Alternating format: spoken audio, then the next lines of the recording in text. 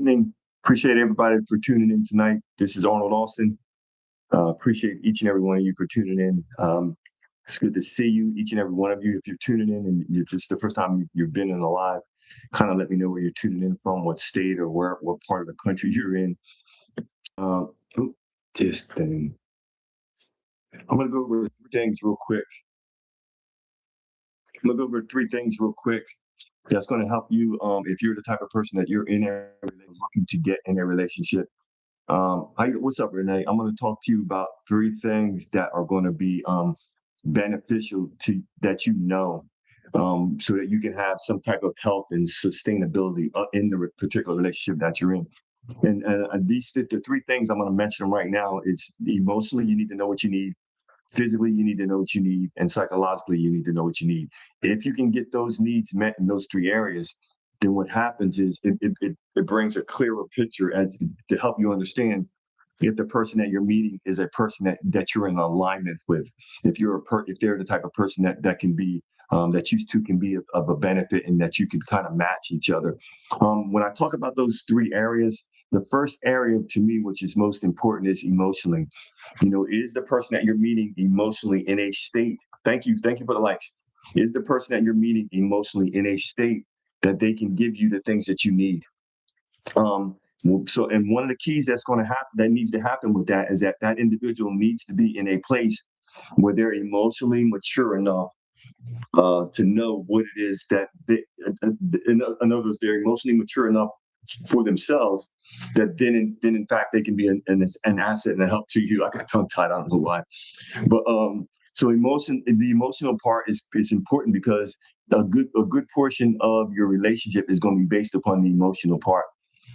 If the emotion part isn't right, then the intimacy or the physicality isn't going to be right, and the mindset is going to be right. So this is why I'm starting with the emotional part. You have to meet individuals that are safe spaces. And so part of being safe spaces is that when they come to you and they're being vulnerable and they're opening up themselves to you, I mean, are you the type of person, or are they the type of person that knows how to respond to those situations, or are they the type that they kind of they shy away from them? And then also you can see a lot. You can tell a lot about a person when they're in those situations.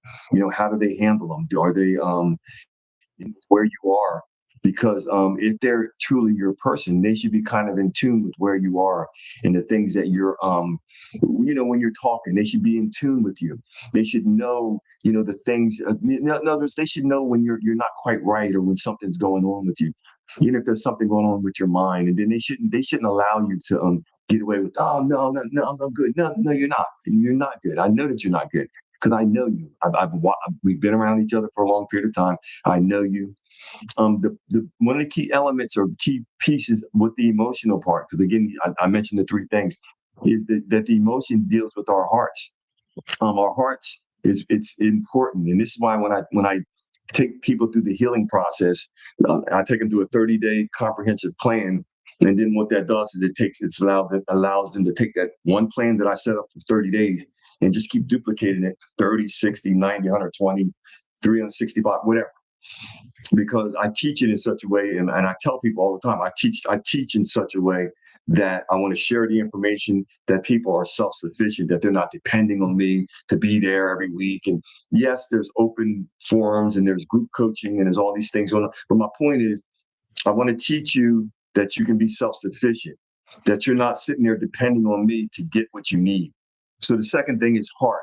Your heart center. Our heart center is very, very important because, and I mention this often, is that's where that's where your creativity or where your you manifesting and you getting the things that you want it's tied into your heart space in that heart center. And so what are your emotional needs? That's the question I would have you ask yourself. What are my emotional needs?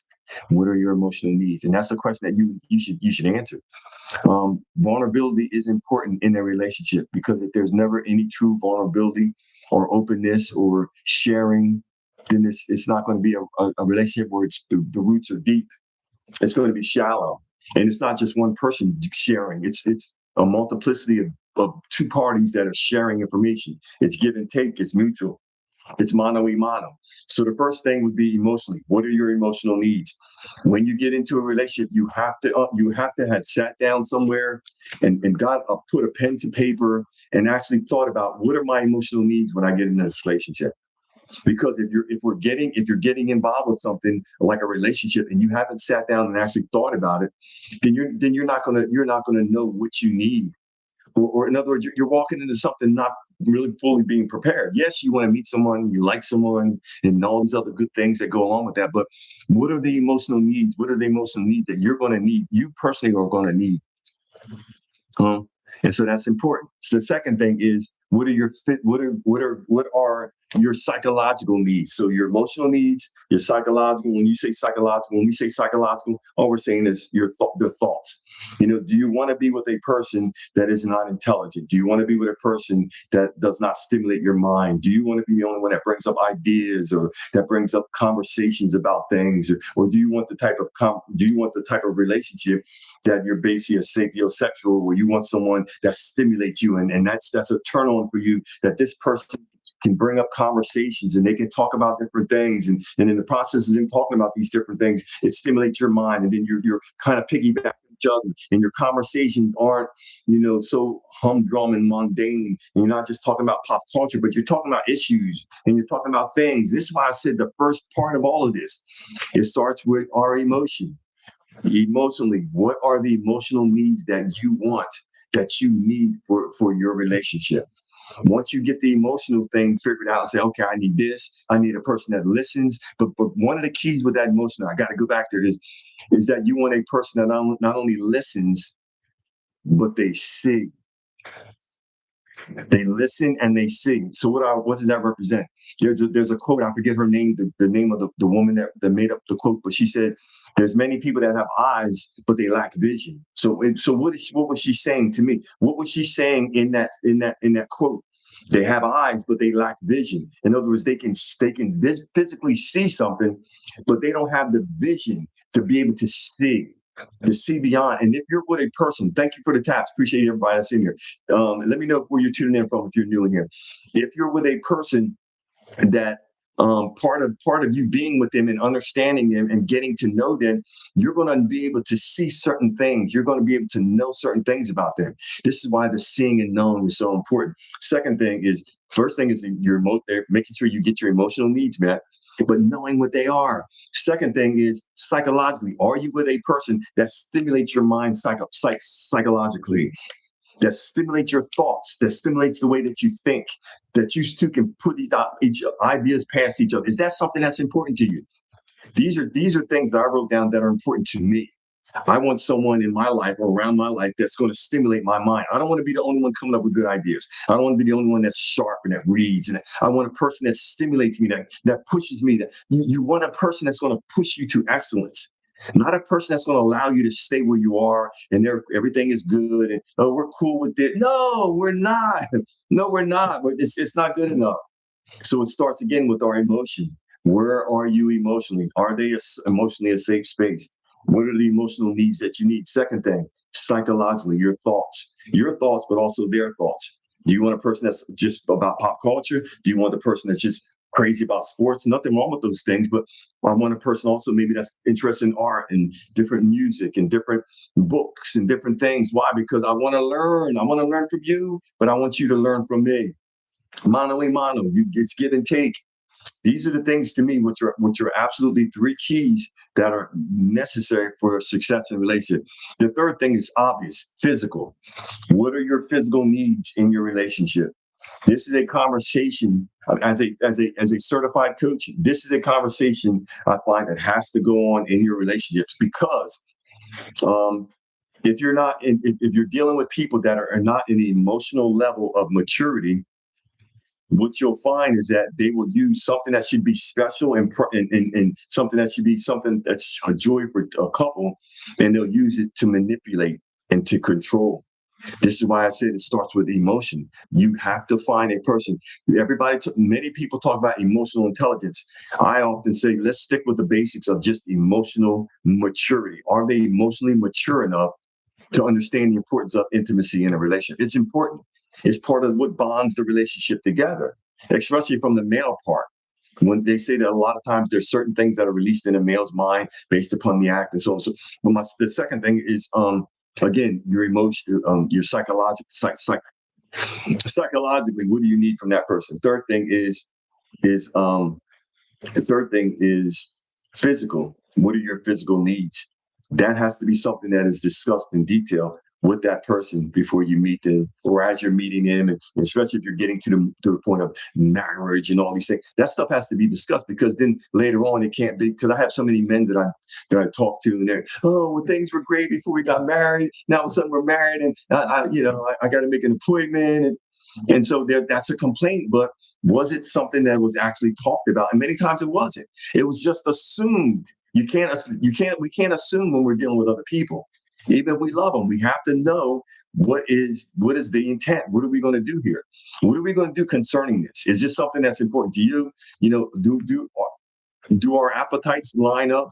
Are we in alignment with this thing, or is one person too far to one side, to the other? I mean, I don't know. This is all stuff that have to be considered, but it's stuff that has to be talked about. Physical needs, and with that being said, if anybody has any questions, you can put your questions up in the comments, and I appreciate y'all joining in and tuning in and tapping and liking and sharing and all the other good things, subscribing and all the good things. I try to get on here twice a week and just share a quick little segment. It's just something to help people that are looking to learn more about relationships and getting into healthier relationships. I posted 2 videos or 3 videos last week on signs of a toxic relationship, because that stuff is important also. And so I thank y'all for being here. Good evening. How you doing, Renee? Yeah, good to see you. I guess you must have seen my post on TikTok.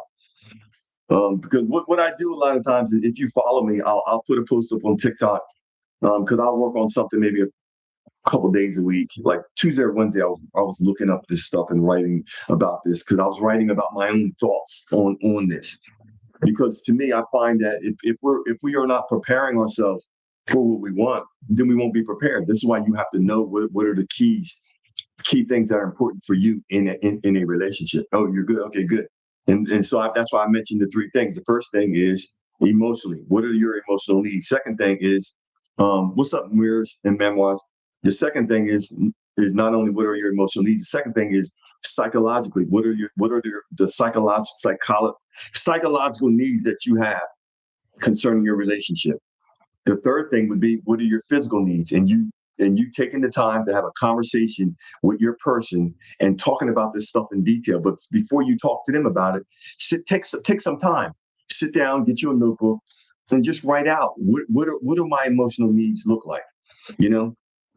One thing that I would suggest to you is that you want a person, again, that when you come to them and you share something that's important, something that you feel like is where you're opening up yourself and you're being vulnerable, that they're not going to take that information and just kind of willy-nilly it, but they're going to actually take that and value the information, because they're going to consider it something that's precious, because it's something that you shared in an intimate moment, and a moment where you were exposing yourself to them and sharing from a deep place of something that's important. And so you have to make sure that, first of all, that the person that you're meeting is in a mature enough place that they can handle the information, and and then that they're intelligent enough that they're not going to just squander it and throw it away. So those are the 3 things that I feel like are most important for me.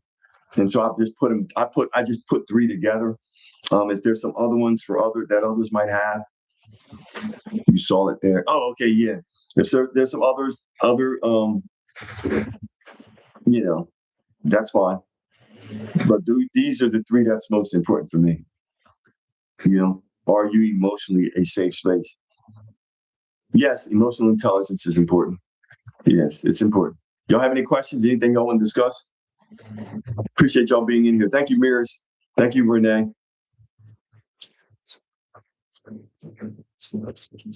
Yeah, like I said, Renee, I want to try to get on here a couple times a week, share something quick for like 15, 20 minutes or whatever, something not too long.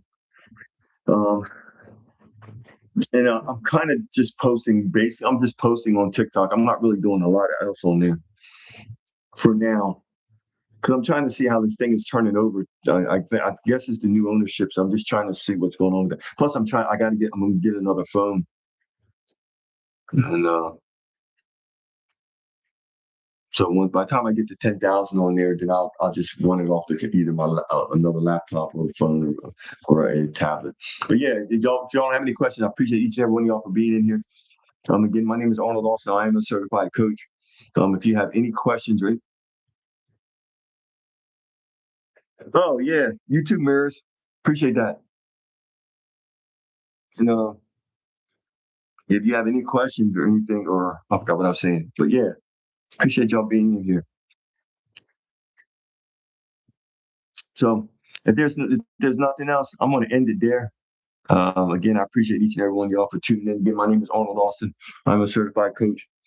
My mindset behind this is just to share a little information with people to help them make better choices. Because a lot of people are going through healing right now because of choices. The choices that we made. And sometimes we make uninformed decisions based upon just ignorance, not knowing certain things. Yeah.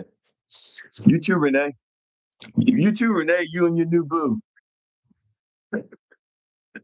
Go ahead, Renee. I'm happy for you. I am so happy for you, Renee. Renee's been with me for a while, man.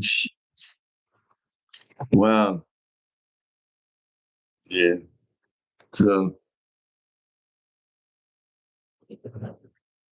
thank y'all for the likes. Appreciate that. Yeah, thank y'all, each and every one of y'all. So, yeah, so I'll probably be back on here Monday. But either way, if you follow my TikTok, then what I do is you're going on a cruise next month? Nice. Yeah. Yeah, I'm not doing anything for months because I got some real serious things I'm doing.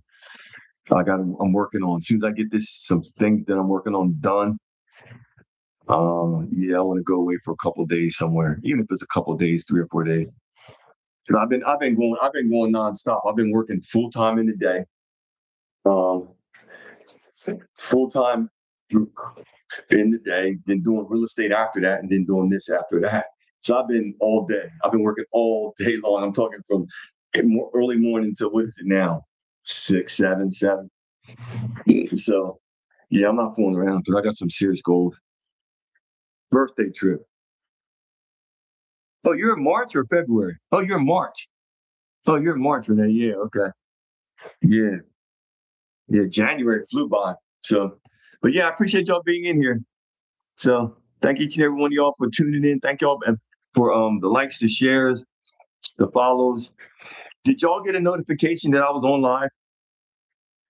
Mirrors and memories. Did you get a notification I was on live? Or were you just scrolling? Oh, March.